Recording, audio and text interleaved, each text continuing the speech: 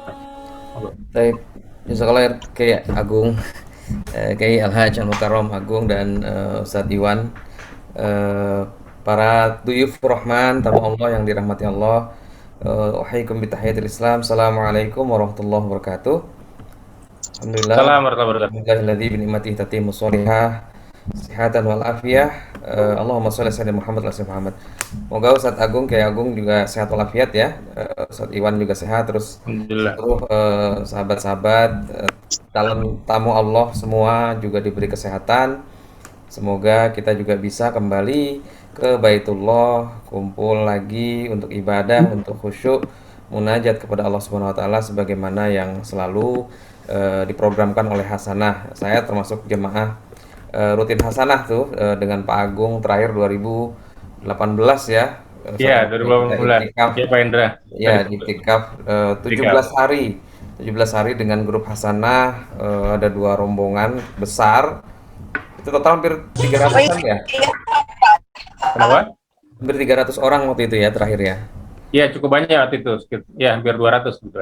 Iya, jadi alhamdulillah, dan apa sebenarnya ini kalau kalau disampaikan secara ini, saya sih harapannya mudah-mudahan nanti saya diundang lagi untuk menjelaskan lebih detail. Karena yang pertama mungkin supaya paham apa itu haji, bagaimana itu dana haji dikelola, apa itu Badan Pengelola Keuangan Haji.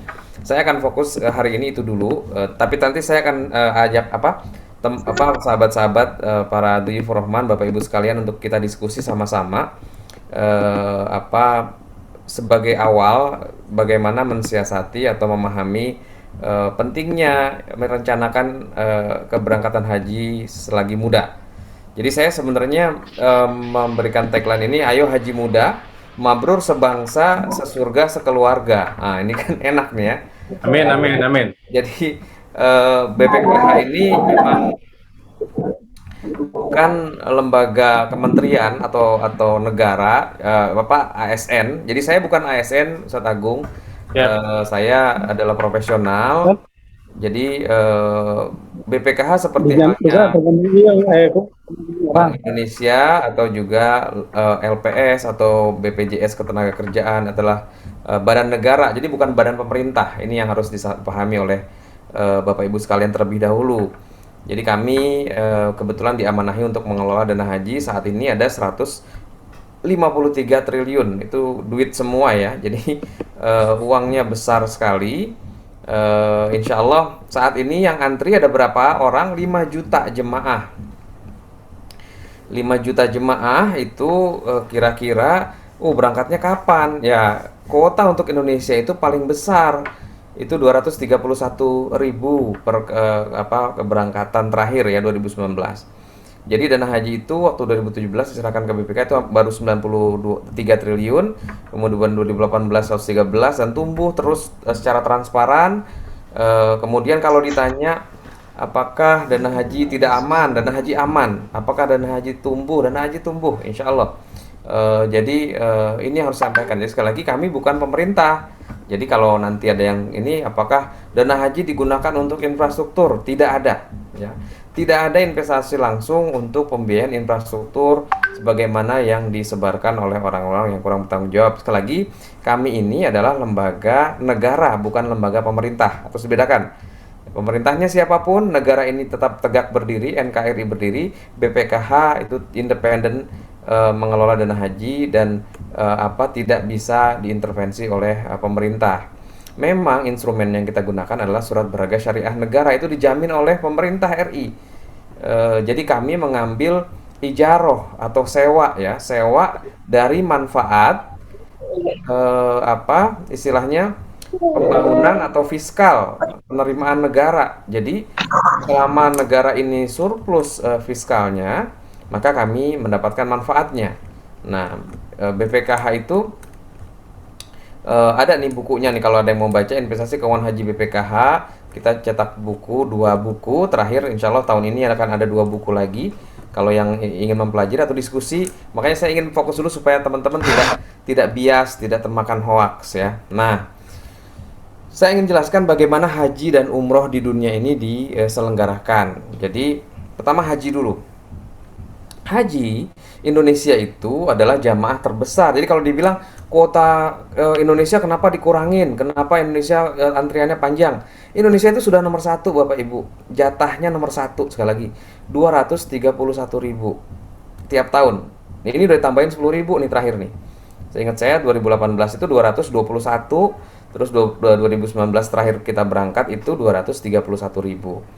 Nah, ini nomor satu di dunia. Cara nentukannya gimana? Nah, cara nentukannya kuota haji itu semua negara-negara Islam dikumpulkan oleh kerajaan Saudi di dalam lembaga organisasi konferensi Islam setiap tahun, dan ini ditetapkan jatahnya 1/1000 orang. Jadi kalau kalau penduduk Indonesia saat ini 231 juta, maka dibagi 1000, nah keluarlah ini. Gitu kira-kira Bapak Ibu sekalian. Pakistan itu nomor 2, berarti dia 200 juta muslim di Pakistan. Jadi 200 ribu dia dapat. Nomor 3 India, ini sebanding nih. Nanti saya ada slide lagi yang terakhir, ini 2019 ya, ada lagi slide 2020 nih. Saya ada data 2019 yang lain. Ini IPB India, Pakistan, Bangladesh itu apa? Itu di belakang Indonesia tuh, bukan IPB Bogor ya, India, Pakistan, Bangladesh. Karena Bangladesh dan India ini sebenarnya ada agama lain ya. Kalau populasi India itu terbesar juga. Nah, kemudian ada nanti Nigeria, ini nomor 5. Kemudian Mesir, Turki dulu baru Mesir. Turki 83.000 jatah kuotanya. Kalau dibilang masyarakat Turki banyak, enggak, dia enggak banyak. Dia hanya sepertiga dari Indonesia. Cuma memang kompak ya, kalau kalau kita ke sana seperempat nih, seperempat dari Indonesia ya. Kalau kita ke sana tuh orang Turki tuh kompak banget lah. Jadi zikirnya, ininya ya, barisannya segala macam. Jadi kelihatan banyak, padahal hanya seperempat dari warga Indonesia. Sisanya yang kecil-kecil Sudan, Iran, Aljazair, dan seterusnya, ini yang lain-lain. Nah, kemudian bagaimana dengan umroh? Nah, kita bagi, nah, jadi haji dan umroh beda ya. Nah, kalau umroh Indonesia itu nomor 2, kalah sama Pakistan. Kok bisa kalah, Ustaz? Ya karena jaraknya Pakistan itu setengahnya jarak Indonesia. Istilahnya kalau Pakistan itu cuma kira-kira dari sini, kita kan hampir 9-10 jam ya. Mungkin cuma 4-5 jam nyampe ke Saudi dia. Dia kan udah dari sini nih. Jadi mau ke sini gampang. Kalau kita kan masih jauh tuh, dari Suta gitu ya, 9 jam di atas gitu, kemudian terbang baru nyampe. Kalau Pakistan itu memang deketan banget ya, deket banget. Jadi jamaah Pakistan itu paling rajin umroh karena deket gitu ya. Ongkosnya juga setengah dari Indonesia. Indonesia nomor 2, dan kemungkinan kalau tidak ada pandemi, kalau tidak ada apa pembatasan kuota, sebenarnya saya hakul yakin dengan dibawa oleh Hasanah yang saya tahu menggunakan pola pembiayaan pembayaran yang bisa dihitung, bisa diukur, bisa di manage dengan baik, itu Indonesia akan tembus mengalahkan Pakistan. Saya yakin karena waktu itu bisa 1,2 perkiraan Indonesia itu. 1,2 juta di 2020 itu yang udah daftar ya. Makanya sekali lagi ini kalau karena pandemi, jadi semuanya ditunda. Nah, saya harus jelaskan ini dulu. Jadi kayaknya Ustadz Iwan, Ustadz Agung, Afwan, kalau memang boleh, saya berkenan sesi 2 nanti kita minggu depan atau Ya, kapan bisa akan diatur insya cerita Allah. tentang financial planningnya. Itu keahlian saya dibilang. Tapi kalau karena Ya, ini misi yang syiar yang harus disampaikan kepada publik, kepada khalayak, kepada umat supaya tidak salah. Jadi jangan disini BPKH itu adalah agennya pemerintah, salah. Nah, ini kita bantah. Nah, kita kita coba jelaskan dengan baik ya, supaya tidak kena hoax. Nah, Indonesia nomor 2, kemudian nanti ada India, India setengahnya Pakistan, kemudian Aljazair, Mesir dan Aljazair diikuti oleh Mesir dan Aljazair. Turki itu sedikit sebenarnya. Jadi kalau dibilang Turki kompak ini karena memang kompak, kompaknya doang yang bikin dia kelihatan banyak. Sebenarnya belum belum ada apa-apa sama Indonesia nih. Nanti bagaimana dengan Malaysia? Nanti saya jelaskan Malaysia bagaimana.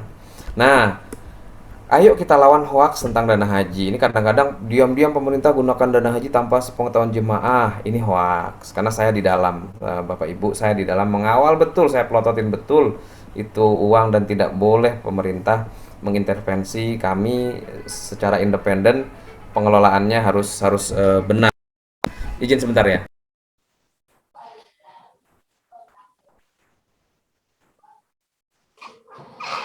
Jadi, Bapak Ibu sekalian, Garuda gagal bayar, haji tidak aman, salah juga. Jadi kami itu membayar ketika ada kepastian kuota dan visa dari Saudi. Jadi nggak ada tuh kita udah bayar Garuda gitu ya, kemudian uangnya mangkrak atau uangnya jadi bertahan di Garuda, itu salah juga. BPKH jemaah yang ditarik dana haji kemudian tidak berhaji seumur hidup. Ini juga hoax, nggak ada. Jadi nanti saya jelaskan bagaimana itu status dan kondisi dana haji supaya teman-teman tahu bagaimana sebenarnya yang terjadi di dalam gitu ya. Nah, Arab Saudi tolak jemaah Indonesia karena belum bayar biaya akomodasi calon jemaah haji. Ini juga hoax. Kita nggak pada tunggakan.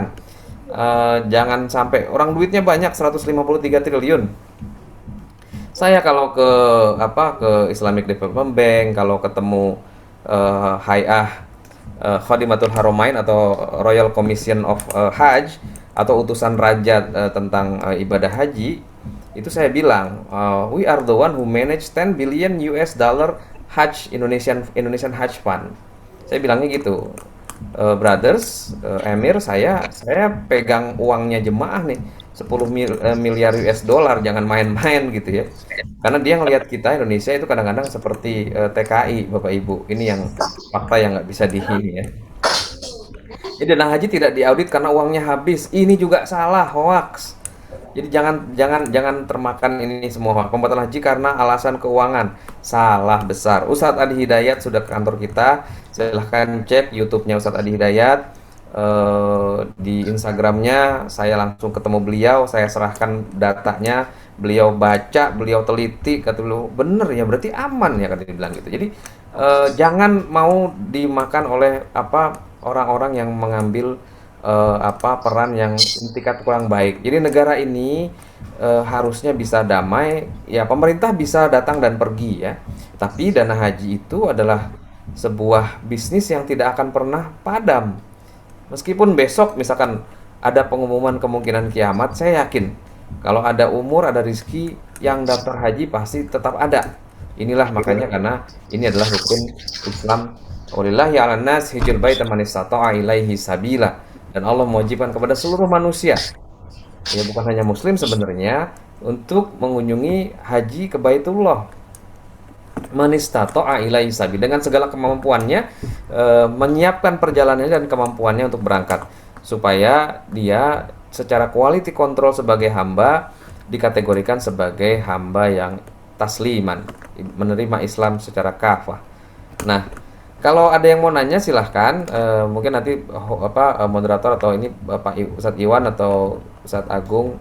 Nah, tapi saya coba lanjut, gak apa-apa kalau memang mau dipotong, misalkan bingung gitu atau ada beberapa kalimat-kalimat saya yang kurang dimengerti, silahkan dipotong saja. Nah, mengapa harus ada pengelolaan haji? Kenapa pengelolaan dana haji itu penting? Karena tadi Indonesia adalah negara pemilik kuota haji terbesar, harus di-manage uangnya. Sayang, karena uangnya itu disimpan begitu saja, nggak berkembang biak, ya. Emangnya kita udah nitipin? Kita kan nggak nitipin dana hajinya. Memang enggak. Tapi sebenarnya ada undang-undang BPKH yang mengatakan Badan Pengelola Haji itu bertugas mengelola keuangan haji. Jadi menerima, mengembangkan, mengeluarkan, mempertanggungjawabkan keuangan haji. Ya kita ditunjuk pemerintah untuk melaksanakan ini masalahnya. Kok bisa ada akad wakalah namanya? Kalau kita store ke bank nanti ada formulir bahwa nanti akan ada contohnya, saudara Indra Gunawan bin Fulan hari ini menyetorkan uang 25 juta menyerahkan dana ke BPKH untuk diapakan, untuk dikelola investasi supaya supaya apa? Nah, ini yang menarik nih. Ini yang nggak banyak tahu nih publik kita. Ini tadi udah dibahas ya. Jadi kuota haji 2017, 2018, 2019. Ini urutan terbesar kita pemendang medali terbanyak. Ini bukan olimpiade tapi kuota haji ya. Artinya kuota haji Indonesia itu top deh. Jangan bilang kenapa kuota haji kita dikurangin. Salah. Ini hoax juga. Yang benar itu kita tertinggi. Nah, pemerintah ini menarik nih. Melalui Komisi 8 DPR RI dan Kementerian Agama, sebenarnya sejak zaman Pak Harto itu melaksanakan hajinya itu sangat baik. Pemerintah itu maksudnya adalah duyufur rahman, melayani tamu Allah. Jadi setiap tamu Allah itu bayarnya Bapak Ibu cuma 35 juta nih. Tuh ya, 35 juta, 235, 600. Ini rata-rata nih.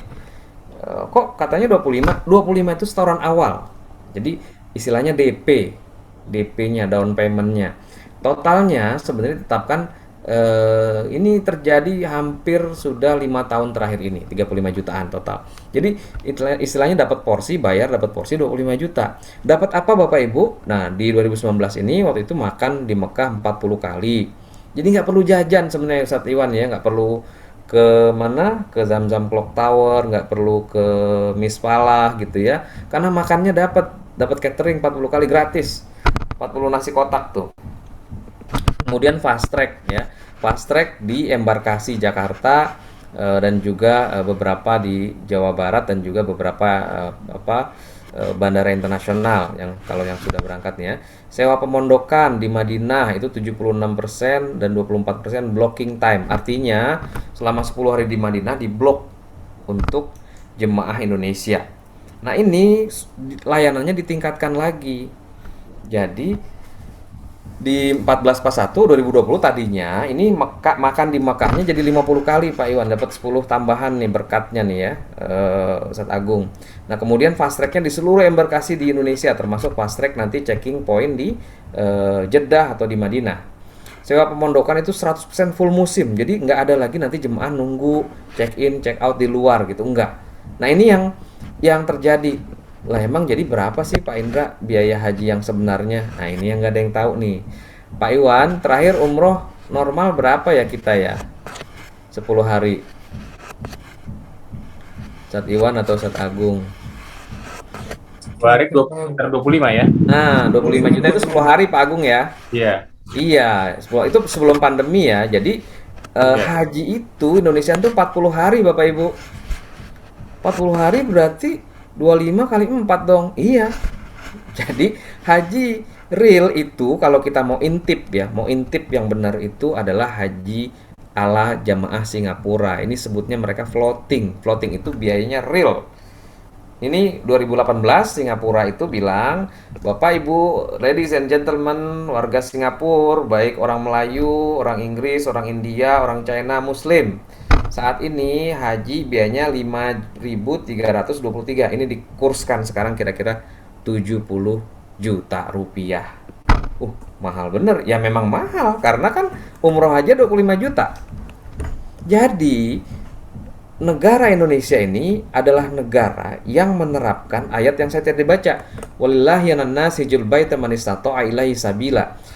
Jadi barang siapa yang mampu bayar ongkosnya doang ya, Allah akan jamin sebagai tamu Allah hotelnya, cateringnya, pemondokannya, di Arminanya, kemudian shuttle-nya, shuttle salawat ya, bisnya segala macam itu ditanggung oleh Allah SWT sebagai duyufur rahman tamu Allah.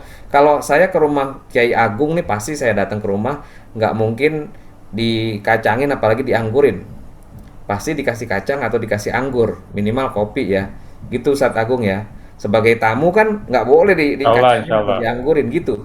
Nah, ini masalahnya kan kita kalau jadi tamu Allah, ya pasti Allah yang jamin. Nah, ini makanya uang itu dari mana? Lo berarti jamaah cuma bayar setengah Ustadz. Iya, betul.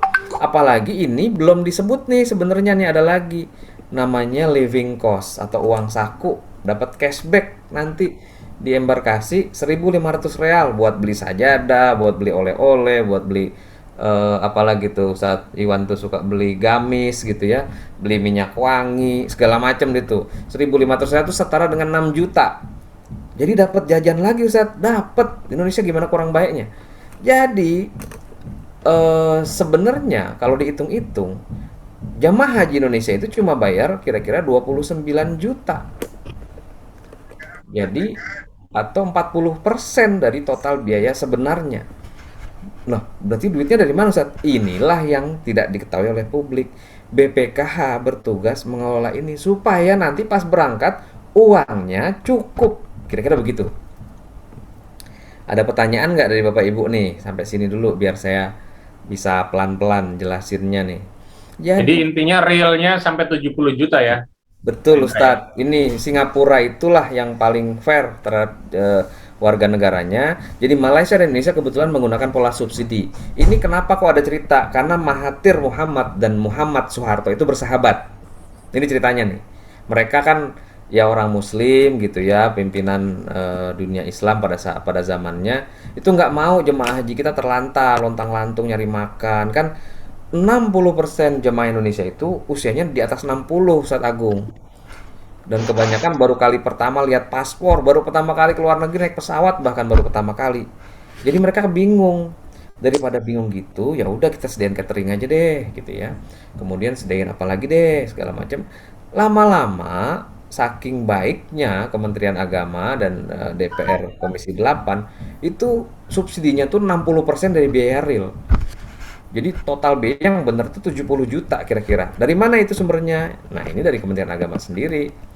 Nih, nih nilai apa biaya real haji itu nih di 2016 sudah 54 juta, 2017 60 jutaan, 2018 sudah tembus 70 juta Ya, dan seterusnya. Karena kita kan saya haji 2017 pakai sebagai petugas tanpa subsidi betul 59,6 saya membayar itu. nah, sohih ya. Jadi aneh nggak hoax nih. Saya nggak nggak cerita, ah Pak Indra ngarang, nggak mungkin. Saya nggak pernah dapat ini baru nih infonya nih. Jangan-jangan supaya BPKH bisa ngeles. Enggak, memang begini kan tadi saya tanya ke Ustadz Iwan, ke Ustadz Agung. Saat berapa sih bayar umroh kalau 10 hari? 25. Lah ini haji 40 juta, masa iya 35 juta gitu. Lah sisanya ini memang kita lah tugasnya nih yang emas-emas ini disubsidi oleh nilai manfaat. Uang negara itu berarti Ustaz, bukan uang jemaah. Uang jemaah yang kita kumpulin, kita kelola pelan-pelan. Ini rinciannya nih. Biaya haji 2020 69 juta. Dibayarkan jemaah cuma 35 juta. Dibayarkan dari nilai manfaat kita 34 juta. Berupa apa? Manistato'a ilaihi sabila. Ini menariknya nih, luar biasa ya jemaah Indonesia itu. Tiket pesawat doang 29 juta cukupnya. Bener-bener sesuai ayat tadi ya. Jadi yang dibayarkan jemaah itu memang buat bayar ongkos pesawat. Kok pesawatnya mahal banget saat 29 juta? Perasaan kalau saya cek Traveloka atau Expedia atau apa tuh tiket yang murah-murah itu 16 juta. Bro, ini kan high season bro. Itu yang pertama ya. Itu kan biasanya kan haji itu adalah high season, biasanya mahal. Itu yang pertama. Yang kedua, ini pesawatnya bukan main, ini charter. Jadi dipastiin bukan bukan pesawat booking yang kalau booking kayak gitu nanti ada delay, ada keterlambatan. Wah, bisa morat-marit di bandara itu. Kan bayang kalau saat Iwan jadi pembimbingnya tuh ntar tuh. Di Jeddah bisa 2 hari lontang-lantung, ntar makannya gimana segala. Nah, ini pesawatnya berangkat penuh di charter Garuda dan sama Saudia. Dua dua maskapai itu. Kalau Saudia ada musolanya ya tuh di belakang tuh ya. Nah, pulang dia kosong ke Indonesia tuh. Biasanya dititipin Zam-Zam, dititipin apa sama Garuda tuh. Jadi berangkat penuh, balik lagi setelah ini kosong. Nanti selesai 40 hari jamaah kloter pertama minta siap jemput, berangkat kosong. Pulang lagi penuh. Pesawat charter begitu mahal. Jadi 29 juta ini memang cuma bisa buat pesawat sesuai dengan ayatnya manistato ilaihi hisab, siapa yang mampu beli tiket maka Allah penuhi sebagai juru rahman tapi lewat di Indonesia lewat BPKH. Nah itu diakomodasi tadi itu ya dengan kurs ini segala macam jemaah hanya dimakan sekian intinya ada living cost 1.500 real atau hampir 6 juta rupiah lah ya sekarang kan naik tuh kursnya. Jadi BPKH itu tahun 2020 itu nambal nambal 7 triliun. 7 triliun 164 miliar. Ditambah tadi makanan 50 kali, terus jamaah tambahan lagi 50 tahun 2019 kemarin terakhir itu yang jemaah Manula 10.000 orang kan. Nah, itu hampir 500 miliar tuh kita tambah subsidi tuh. Karena satu orang hampir 50 sampai 55 juta ya. Kira-kira gitu Ustaz Agung. Nih, udah jelas belum nih Bapak Ibu nih? Betapa Betul, ada enaknya. yang langsung bertanya Pak Indra. Siap, Di di chat ya. pengelolaannya Masya gimana di Allah. chat ya? Baik, baik, baik. Nggak apa-apa saya jawab aja. Pengelolaannya seperti apa? Ntar saya jelasin ya. Pengelolaannya seperti apa. Nah, bentar, bentar, bentar. Sebentar satu-satu. Karena penundaan berangkatan 2 tahun, bagaimana posisi antrian jemaah Indonesia saat? Oke, ini saya jelaskan nanti. Eh, oke. Baik. Tadi kuota itu tetap nggak akan berubah. Ini informasi yang memang perlu dikonfirmasi ulang. Jadi gini, kondisi 2 tahun ini memang nggak ada yang berangkat. Jadi kecuali apa eh, residen atau penduduk dari Saudi dan juga ekspatriat yang diberikan izin oleh raja ya, oleh kerajaan untuk bisa berangkat kira-kira 15.000 orang kalau nggak salah ya kemarin ya 2 kali haji itu ya. Ada orang Indonesia yang berangkat, tapi memang mereka TKI di sana gitu kira-kira dapat izin. Nah, bagaimana dengan kuotanya? Kuotanya memang stop semua, jadi nggak ada yang berangkat. Kalau saya tanya, kalau mundur ya mundur 2 tahun nih kira-kira nih memang. Jadi yang harusnya 2020 ya insya Allah kalau besok tahun 2022 itu dibuka, mereka yang pertama kali berangkat. Kira-kira gitu aja. Karena adil nih semua nih, negara-negara lain nggak berangkat. Itu jawaban yang tadi pertanyaannya ya. Jelas ya Bu? Nah, kemudian pengelolaan. Nah, tadi yang jadi yang 23 tahun berarti ya tambah 2 tahun mundurnya gitu ya. Jadi karena gini, kok bisa 25 tahun antriannya? Karena tadi gampangnya 5 juta yang antri dibagi 231.000, cari kalkulator deh. Berapa ketemunya? Kira-kira 25-26 tahun. Terus kok ada yang jemaah di Bantaeng dan Sidrap 46 tahun Ustadz? Betul, betul. 60 tahun antriannya. Karena mereka memang kuotanya itu lebih sedikit dibanding kuota provinsi. Jadi 231.000 kuota tadi dibagi distribusi oleh Kementerian Dalam Negeri, gubernur, kepala daerah, kota, kabupaten disebar gitu. Ada beberapa daerah yang mungkin maaf kaum musliminnya kurang atensinya jadi sedikit gitu masih antrinya 16 tahun 18 tahun tuh Sukabumi, Subang kayak gitu-gitu ada daerah beberapa di NTT dan lain-lain tuh masih jadi kuotanya masih belum terlalu padat. Tapi kalau di Sidrap Bantaeng itu kuotanya udah kecil, orangnya juga antusias, yang daftar banyak, mungkin mereka juga dapat punya kebun ya, punya usaha bagus, melimpah rizkinya, jadi antriannya padat. Nah ini kalau siapa yang ngatur itu bukan BPKH. BPKH itu intinya cuma urusan duitnya aja, ya urusan bayar juru bayar. Tapi itu kalau yang itu nanti silakan dikonfirmasi ke Kementerian Agama. Apakah bisa diatur? Misalkan nanti setiap provinsi itu sama antriannya apa segala macam itu silahkan dikonfirmasi ke Kementerian Agama saja langsung. Jelas ya Bu. Jadi nanti kalau lebih lanjut, oke ini apa emas apa uang nanti kita coba jelaskan. Nah, saya coba ini 2007 2000 ini namanya direct cost, ada indirect cost. Jadi dipisah. Tapi intinya apa itu paket biayanya? Ada penerbangan, ada living allowance yang 1.500, ada visa. Nah, visa ini kan bayarnya kemarin sama asuransi gitu kan ya dipaketin semua tuh. Ada rumah di Makkah, ada rumah di Madinah. Kemudian operasional, ada paspor ya, visa catering di Armina, di Arafah, Mina dan Muzdalifah, kemudian catering di Madinah, hotel transito di Jeddah sama shuttle bus. Ini semua nih ada 12-13 komponen per jemaah. Total general inilah yang dikatakan 70 juta tuh dari sini nih keluarnya nih. Karena memang alhamdulillah mungkin Ustadz Agung merasakan sudah mulai agak dekat tuh hotel-hotel jemaah Indonesia. Cuma memang di Kuroh tuh diundi.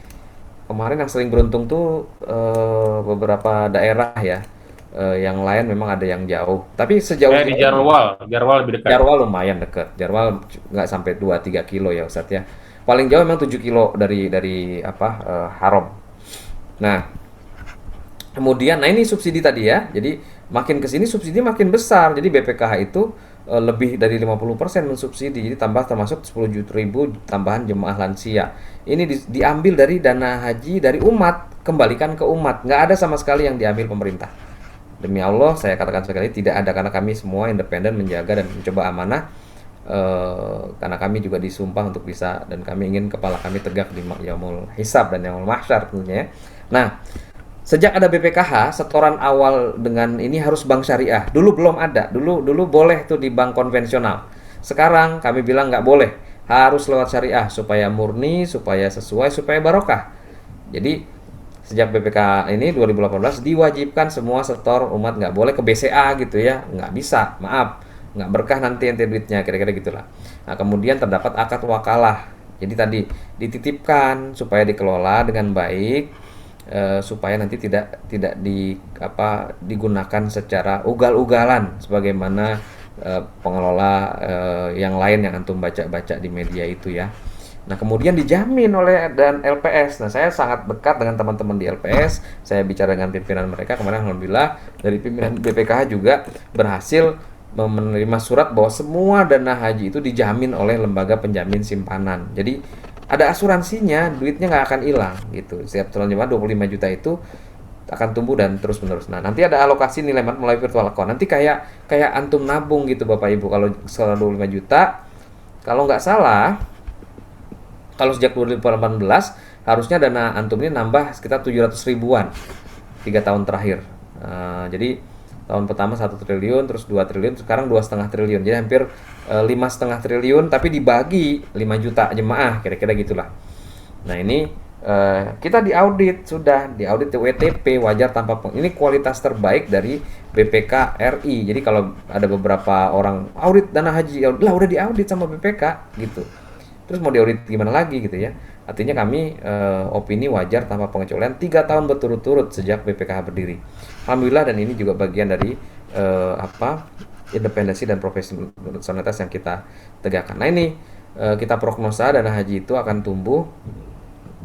Ini udah hampir tembus ya. Kita prognosa tadinya 2021 itu 155. Per hari ini udah 154. Jadi belum Desember sudah 154. Kemudian tahun depan nanti 161, 176. Ini dananya akan terus tumbuh dan tumbuh. Nah, nilai investasinya nih naik terus nih.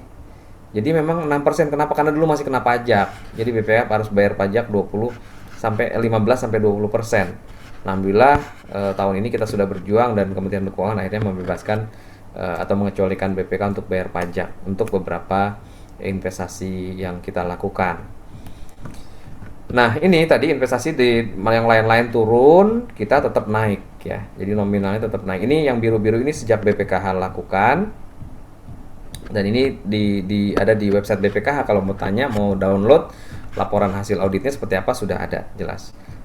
Nah, ini pendaftaran haji memang agak menurun ya, mungkin Hasanah juga merasakan karena memang pertama ya faktanya ditutup oleh Saudi. Kenapa? Karena Covid. Jadi bukan karena uang. Sekali lagi saya sampaikan, bukan karena uang atau dana hajinya tidak ada, tapi karena Covid. Jadi waktu itu mungkin antum semua baca ya, ada jemaah haji Indonesia sekitar 2 rombongan membawa dokumen itu PCR negatif. Qadarullah ketika di Jeddah dicek ulang semuanya ya, dicek ulang di Jeddah, PCR semua dicolok semua, 13 orang positif. Itulah yang membuat kira-kira ginilah, kalau ada tamu bawa surat gitu ya, suratnya bilang saya sehat walafiat ini Pak gini-gini, terus pas dicek, ini sebentar saya cek dulu, dari sekian orang itu 13 orang itu ternyata bodong gitu. Kira-kira marah apa enggak tuh kita tuh? Ya marah, ya wajar lah, artinya qadarullah Indonesia belum dapat karena memang ditanya itu labnya lab mana sih yang dipakai, saya pengen tahu, kira-kira begitulah, orang Arab kan nggak mau. Nah terus bagaimana yang saya perhatikan, dan ini mungkin kita juga bisa jadikan perbandingan, Singapura itu 2 tahun berturut-turut di bulan Ramadan mereka langsung ngumumin. Singapura itu cuma memberangkatkan kira-kira 1.500 orang ya, itu mungkin cuma 4 pesawat kali ya, atau 3 pesawat kali ya, jadi dikit banget jumlahnya. Dan antum tahu Singapura itu warga negaranya sangat teratur gitu ya, rapi. Nah dia aja nih, Singapura negara yang sudah mapan, jumlahnya 1.500 orang doangan, 3 pesawat selesai. Tiap Ramadan dia bilang kami tidak memberangkatkan haji. Kenapa? Karena kami tidak bisa memastikan outbreak COVID ini bisa dikontrol oleh kami ketika nanti sampai di sana. Jadi memang murni karena kesehatan. Jadi bukan hoax. COVID ini nyata ya. Qadarullah sudah beberapa saudara kita menjadi syuhada dan kita doakan, Kita kirimkan Al-Fatihah untuk mereka. Jadi sekali lagi ini bukan karena kemakan isu hoax dan lain-lain. Jadi memang ini hanya murni kesehatan. Singapura saja yang sudah sangat ini kita kita hati-hati. Nah, dari umur berapa kita boleh mendaftar haji? Undang-undang peraturan Menteri Agama bilang itu dari 12 tahun. Jadi 12 tahun, ulang tahun pas misalkan anak kita umur 12 tahun, hari ini itu bisa ke kantor ke cabang bank syariah, kemudian daftar. Nah, itu bisa pakai kartu keluarga, didaftarkan, bayarnya 25 juta setoran awal. Nanti dapat porsi antrian 20-25 juta tahun kira-kira begitu ya. Nah, ini nanti tunggu aja. Karena memang ya tadi masih ada subsidi, masih ada ini karena apakah kuota nanti suatu saat bisa naik? Wallahu alam bisa, barangkali bisa. Kenapa? Bapak Ibu sekalian, kok dibatasi kuota haji itu segitu? Ya dari segitu. Kenapa? Karena al-haji itu wal arafah ya. Haji itu di Arafah. Arafah itu tempatnya terbatas. Dia cuma bisa nampung kira-kira 4 juta orang lah. Itu udah maksimal banget. Nanti toiletnya gimana segala macam. Walau alam kalau nanti ternyata mufti dan juga Dewan Syariah Internasional atau para ulama kemudian memberikan fatwa bahwa suatu saat nanti di Arafah itu boleh kayak di ballroom gitu. Jadi Ustadz Agung kebayang nggak? Jadi nanti ballroom level 1, level 2 double decker misalnya nih, misalnya. Lola bisa, saya kan nggak tahu.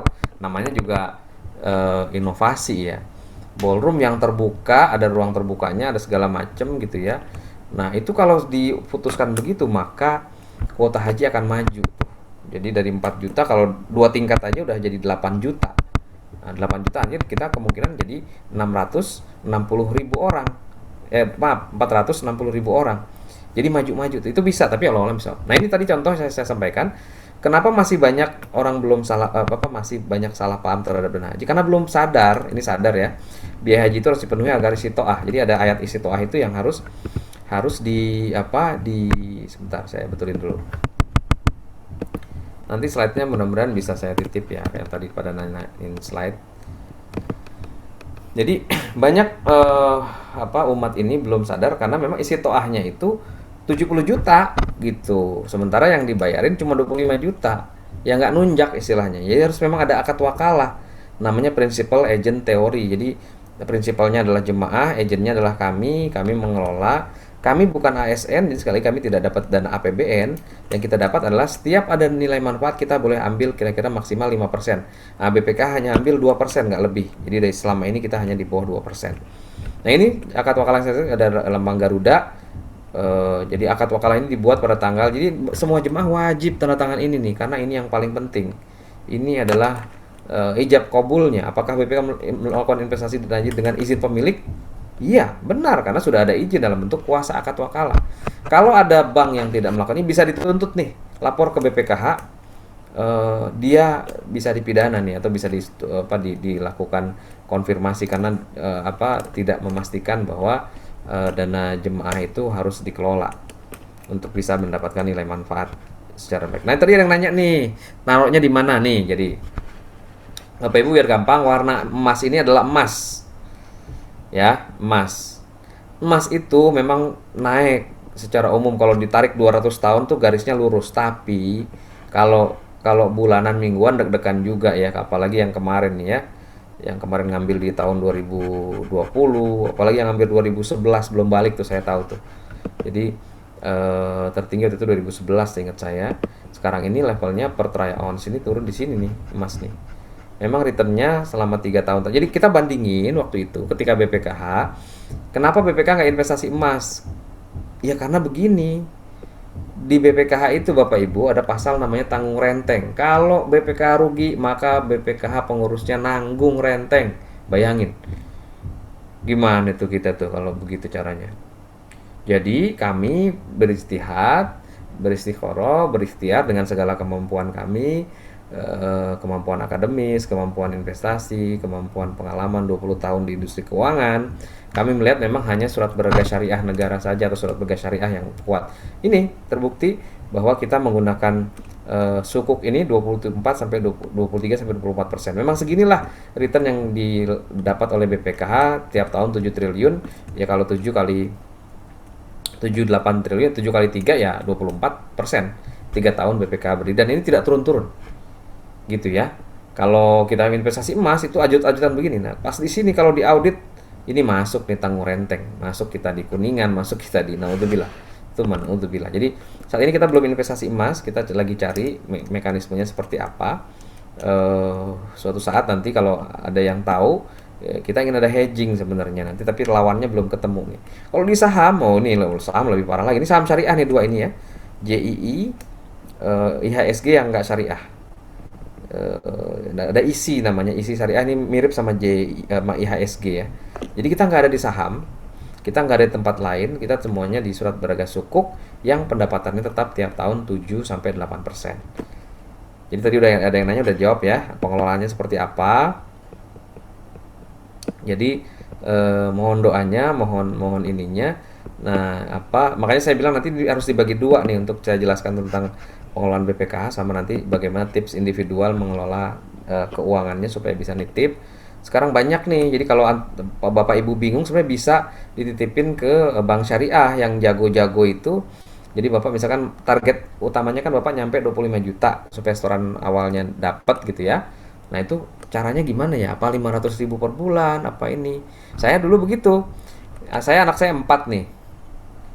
Anak saya 4, kebetulan yang bungsu belum 12 tahun, dia Januari nanti.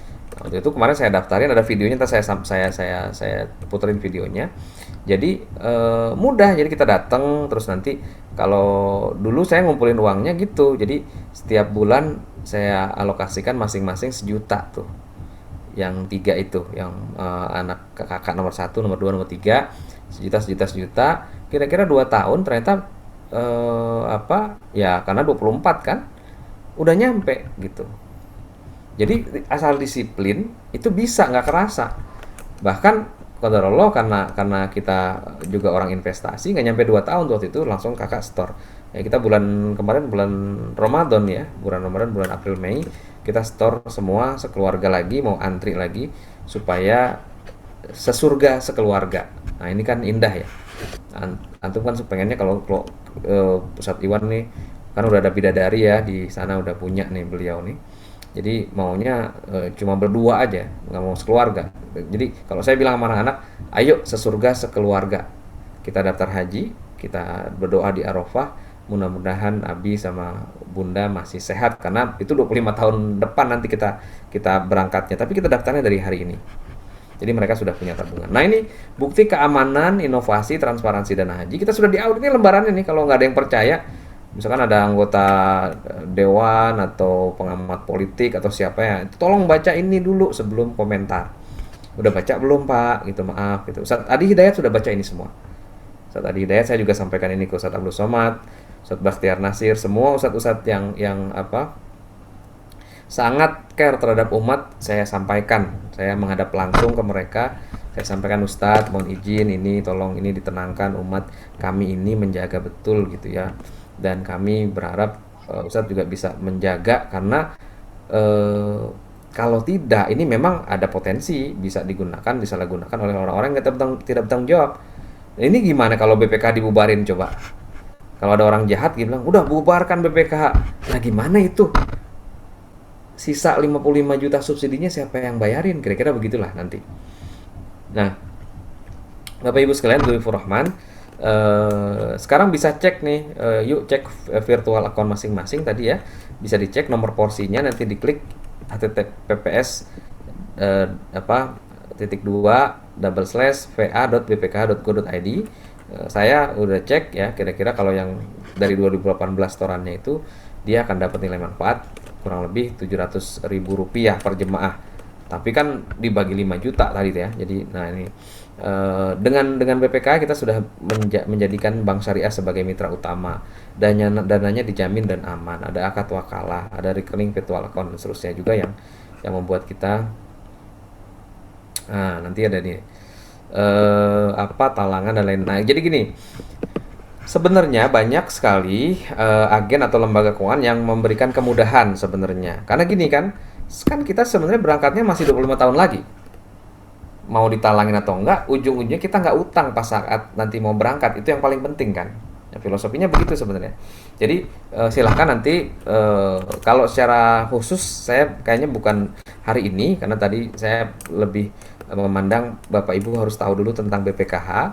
Kalau memang ada sesi berikutnya nanti Ustadz Iwan mohon kalau memang saya diperkenankan kita akan belajar apa namanya wealth management atau financial management, bagaimana tadi itu secara disiplin mengalokasikan belanja kita, bagaimana penerimaan, pengeluaran. Penerimaan yang pertama itu, amplop pertama itu amplop untuk Allah sebenarnya. Artinya harta yang memang dititipkan ke kita salurkan ke lembaga amil zakat, ke apa teman-teman yang membutuhkan. Kalau kita sama Ustadz Iwan sudah sering tuh, misalkan ada lembaga lasnya khusus, kita udah komitmen dan lain-lain. Nah itu kita sampaikan juga untuk membantu teman-teman yang ada gitu ya, untuk mungkin untuk asnaf ya, untuk gorimin, untuk saudara kita yang yatim piatu karena ayah atau bundanya itu wafat karena COVID kemarin dan seterusnya. Jadi nanti saya jelaskan. Nah ini publik dan stakeholders berharap banyak terhadap peran BPKH, terutama selalu membandingkan dengan tabung haji Malaysia. Kok di Malaysia ada logo ini, Ustadz, di hotel-hotel di Saudi, maaf di Saudi kok ada hotel logo-logo ini kan logo Malaysia ya? Iya Iya. betul. Iya. Jadi kalau antum lihat ini ada ijo, TH nih, tak dan H. Ini tabung haji. Atau nanti hayya alal falah. Ini tagline-nya tabung haji. Bapak Ibu sekalian, sekedar informasi, tabung haji dengan BPK itu seperti Daud dan Goliat. Seperti Daud dan Jalut. Jadi BPK itu Daudnya. Tabung haji dibentuk tahun 60-an. Ya, kita masih ribut tentang masih diganggu-ganggu sama komunis tuh. Jenderal kita dibunuhin tahun 60 kan. Tabung haji sudah punya kantor. BPKH baru 2018. Ini balita ini 3 tahun baru bisa ngomong paling. Ya. Tabung haji kantornya satu kompleks dan dekat dengan kantor Perdana Menteri Malaysia. Jadi pendiri tabung haji itu Mahathir Mohamad namanya. Nah, dia menjabat lagi kemarin ya setelah Perdana Menteri Najib itu mundur karena korupsi, dia berhasil naik lagi. Kalau Pak Harto mungkin ini bisa naik. Jadi Pak Harto belum sempat membangun apa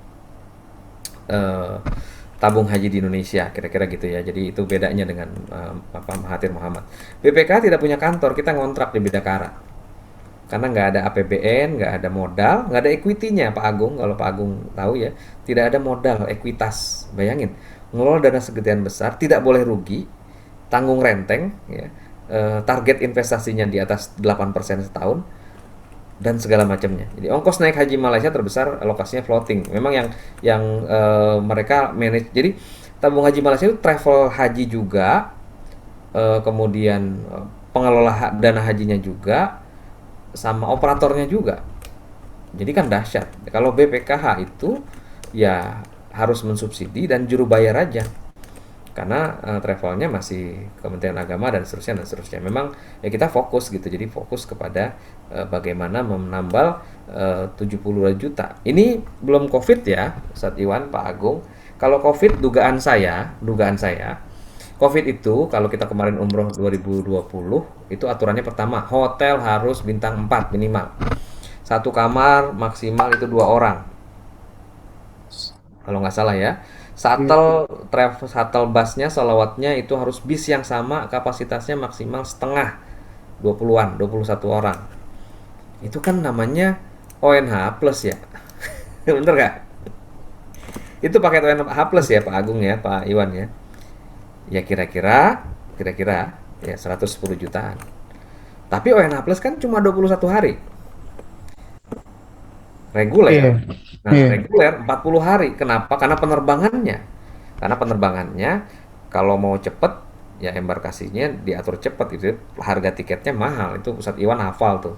Bagaimana harga tiket murah, harga tiket mahal ngaturnya. Jadi dugaan saya ini tembus 100 juta. Enggak lagi 70 juta biaya per jemaah kalau pakai penanganan prokes.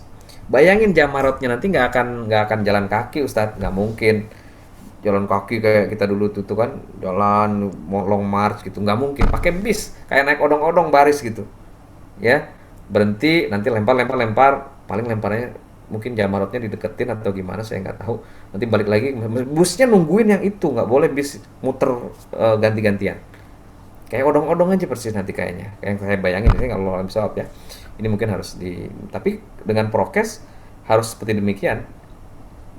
Oke, lanjut. Tabung haji ada support APBN Malaysia. BPKH tidak ada.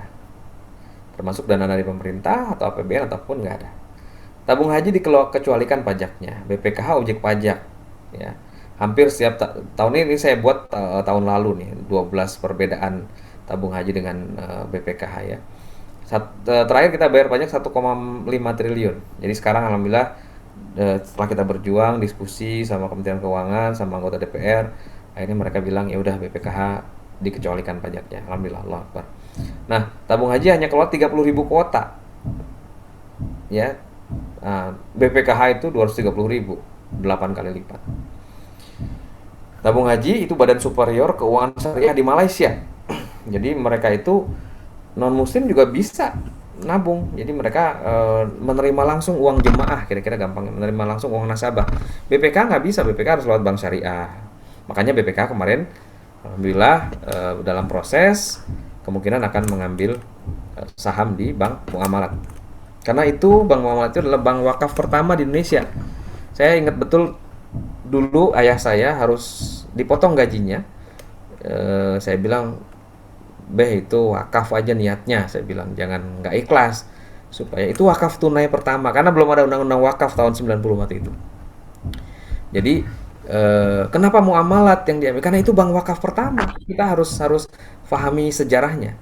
Dan jemaah haji tahun 2 atau 3 tahun saat itu dipotong uangnya sebagai saham awal, saham pendiri istilahnya, 24 miliar. Dan saya kalau ketemu ahli warisnya, saya mau kasih tuh satu-satu tuh jemaah haji waktu itu mewakafkan tunai sebagian dari ONH-nya untuk mendirikan bank muamalat. Jadi kita akan meneruskan amanah dari bapak-bapak kita dulu, orang tua kita yang menjadi investor bank wakaf pertama di Indonesia itu. Nah, kemudian ini di bawah presiden melalui Kemenak ya. Kita lalu juru bayar pembiayaan haji. Tabung haji itu korporasi, BPKH itu nirlaba, korporatif bahasanya begini, bahasa hukumnya. Tabung haji itu disupport oleh Kementerian, Lembaga Keuangan Malaysia, oleh Perdana Menteri. BPKH disupport oleh Pak Iwan, oleh Hasanah, oleh Pak Ustadz Agung, Ustadz Dr. Musli dan seterusnya. Dan doa dari semuanya, mudah-mudahan.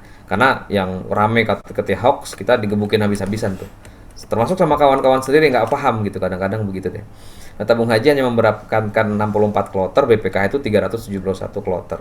BPKH ada pasal tanggung renteng tadi atas kerugian.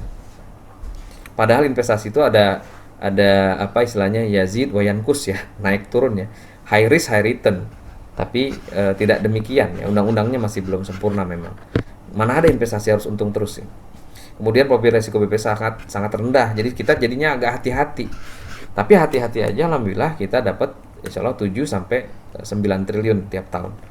Itu kira-kira Bapak Ibu sekalian tentang WPK 30 menit. Pas atau kurang saya minta maaf lahir batin. Mudah-mudahan sesi nanti saya akan jelaskan bagaimana kita bisa mensiasati untuk bisa haji sekeluarga. Kalau boleh saya putar film Ustadz, tapi cukup nggak waktunya? Silakan. Sebentar ini jadi saya mau jelasin, saya buktikan nggak ngomong-ngomong doang kan, harus kabur maktan indallah antakulu malah taf'alun. Saya daftar sekeluarga haji lagi supaya bisa memberikan contoh buat sebentar. Suaranya belum ya? Suaranya sudah masuk? Oh, sudah. Sudah.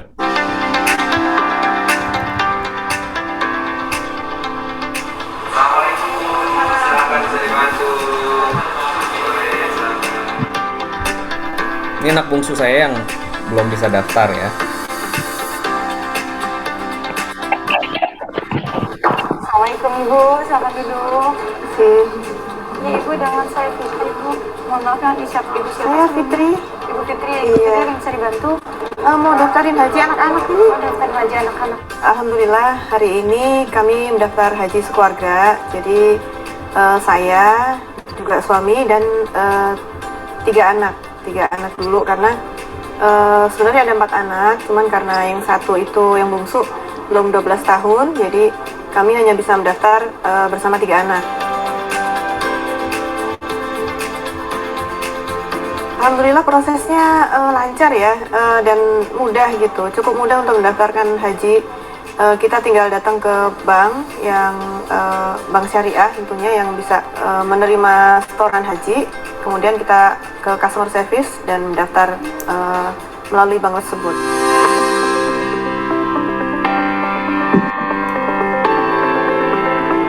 Kami selalu memberikan motivasi kepada anak-anak bahwa haji itu kewajiban di rukun Islam yang kelima.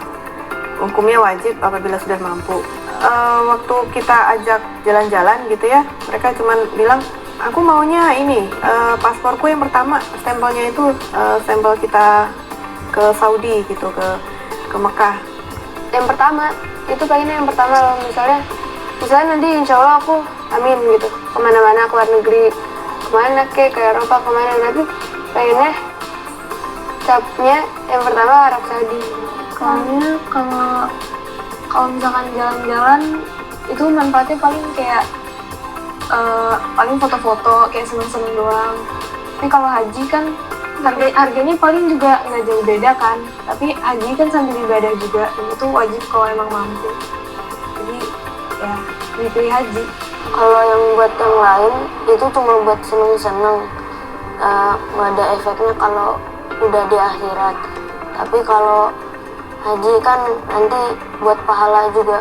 Alhamdulillah untuk proses pendaftaran porsi haji Ibu Fitri, Bapak dan 3 orang anak semua sudah selesai ya Bu ya, totalnya ada 5 porsi, dan ini adalah untuk semua dokumennya yang akan diserahkan langsung ke Kemenak setempat wilayah yang benar sesuai dengan domisili Ibu Fitri.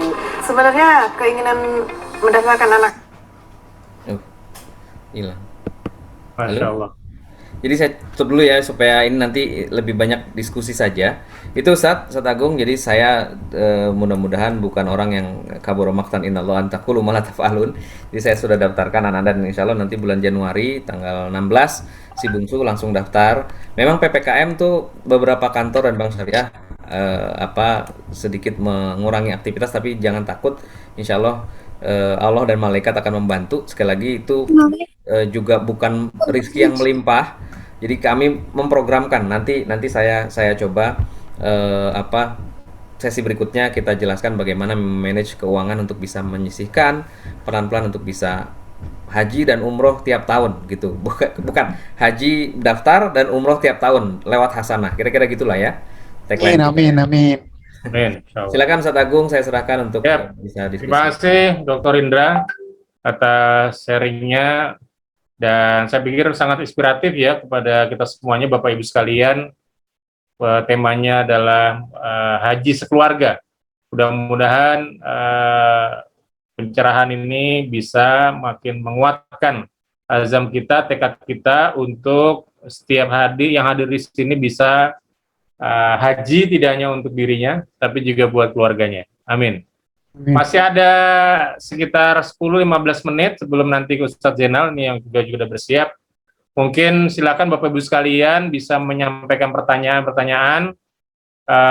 Walaupun saya lihat di chat ini pertanyaan-pertanyaan berkaitan dengan apa itu pembiayaan, kemudian tabung haji seperti itu. Apakah mungkin ada penjelasan dari mungkin Dr. Indra? Dan yang lain silakan nanti jika ada yang mau bertanya bisa raise hand ya, atau bisa lewat chat juga nggak ada apa-apa. Begitu Pak Indra. Ya, jadi posisinya memang kami melihat sebenarnya banyak lembaga keuangan khususnya yang syariah dan non syariah juga menawarkan berbagai kompetensi dan produk inovasi mereka. Sebenarnya itu bukan talangan ya, karena itu program istilahnya program tabungan gitu. Jadi kalau saya memahami itu kayak program tabungan, bagaimana kita mencicil selama kita menunggu 25 tahun antrian itu memang harus disiasati. Kalau saya bagi tadi, kalau saya bisa sisihkan sejuta aja tiap tahun, 2 tahun itu 25 jutanya nyampe tuh. Kan belum termasuk hasil investasinya karena kita ngitung ya bagaimana membagi. Jadi banyak insya Allah Hasanah juga saya yakin punya mitra-mitra yang bisa membantu, dan kalau ada sesi nanti berikutnya saya juga akan jelaskan secara praktis gitu bagaimana mengelola. Jadi tanyakan ahlinya, saya yakin Ustadz Agung dan Ustadz Iwan punya mitra-mitra itu, beberapa lembaga keuangan syariah tentunya yang bisa membantu ibu-ibu ya atau bapak-bapak sekalian untuk bisa memprogramkan tadi bagaimana tabungan hajinya bisa cepat sehingga langsung bisa mendapatkan porsi berangkat. Demikian Ustadz Agung. Baik, Bapak Ibu sekalian, ada yang bertanya? Kalau misalkan Haji Plus bagaimana Pak Indra yang juga dikelola pemerintah itu? Nah, Haji Plus itu memang setoran awalnya kan $4.000 ya, kalau tidak salah ya. Ya, Itu 4.000. memang dititipkan di BPKH juga, dan juga antriannya sekarang 7-8 tahun ya Ustadz ya, dengan asumsi Ya. normal. Jadi saya jelaskan dulu ini ya pola kuotanya ya Ustadz ya. Ini mungkin banyak yang nggak tahu juga. Tadi kan kalau kuota yang tadi yang ONH reguler sudah paham semua. Jadi organisasi konferensi Islam kumpul dibagi per 1000, kira-kira kalau 231 juta populasi Muslim Indonesia, jatahnya 231.000. Kalau ONH Plus ini kalau nggak salah 77.000 seluruh dunia gitu ya Ustadz ya. Nah, dibaginya adalah ke semua kawan-kawan pengelola travel ini yang dekat dengan Kementerian Haji di Saudi barangkali, itu nanti ya sama-sama memasarkan program ini. Saya nggak tahu kalau di Hasanah itu setoran awalnya 4.000, itu minimal kan 2 kali dari setoran awal biayanya, karena memang tadi ya hotelnya lebih dekat, kemudian fasilitasnya lebih premium, dan durasinya lebih singkat. Itu jadi dibagi 77.000 dibagi seluruh dunia, kira-kira kan gitu ya. Mana yang marketnya yang berhasil, kira-kira itu yang didapatkan. Ada lagi yang lebih dahsyat dari itu, namanya furoda atau courtesy, undangan raja. Nah ini kayaknya setahu saya visanya aja $7.000 ya kalau nggak salah ya Ustadz ya. Iya. Itu untuk sultan-sultan lah, kira-kira Pangeran. 400-500 jutaan gitu Ustadz Iwan ya. Mudah-mudahan saya doakan semua jemaah Hasanah bisa memborong semua ONH Plus dan Haji Furoda lewat Hasanah, kira-kira gitu. Amin amin ya robbal alamin. Amin. Itu Ustadz. Baik. Jadi untuk reguler tadi seperti itu ya, kalau yang Haji Plus maupun Haji Furoda, kebetulan kami sedang menunggu, sebagai informasi saja Pak Indra, PIHK kami sedang dalam proses informasi dari tim yang bertugas, tinggal cap kayaknya, katanya tinggal cap ya Pak Iwan ya? Iya. Tinggal capnya karena sudah di meja akhir di Kemenak. Mudah-mudahan tidak ada kendala dalam waktu dekat. Baik, Bapak Ibu sekalian, masih ada 5 menit. Silahkan jika ada pertanyaan untuk Pak Indra berkaitan dengan persoalan haji. Ya, insya Allah tadi saya sudah sisir sebagian nih. Yang terakhir nih saya baca nih, tanggung renteng risiko pengelolaan haji bagi pengurus BPK benar berlaku. Jadi kami setiap BPK Republik Indonesia masuk, ngajak KPK, ngajak kejaksaan langsung. Dan alhamdulillah dia dengan doa antum, dengan istilahnya ikhtimam dan khadimat kita semua, ya Allah masih jaga kita semua pimpinan itu tidak ada rugi, alhamdulillah. Jadi sejauh ini bahkan kita punya potensi untung saat ini hampir 7 triliun lagi. Jadi tahun ini bisa tembus kalau direalisasi semua transaksi investasinya itu 17 triliun nilai manfaat dana haji ya. Jadi nggak ada rugi insya Allah, karena Allah masih jaga, kita masih hati-hati. Cuman memang kita nggak bisa lebih tinggi-tinggi returnnya, karena high risk high return. Banyak setannya kalau ngejar yang tinggi-tinggi, kira-kira begitulah ya. Jadi kita masih hati-hati mengelola dengan resiko terukur, resikonya minimalis. Kalau yang belajar finance namanya sovereign risk atau risk free asset. Kita beli resiko negara republik ini. Mau pemerintahnya datang pergi, pokoknya negara ini masih berdiri, risiko itu nggak akan kejadian, kira-kira begitu.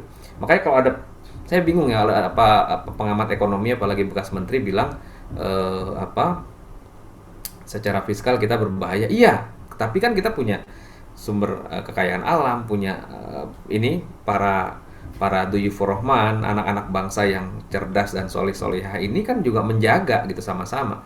Kalau meragukan apa tegaknya kedaulatan republik berarti kan subversif ya.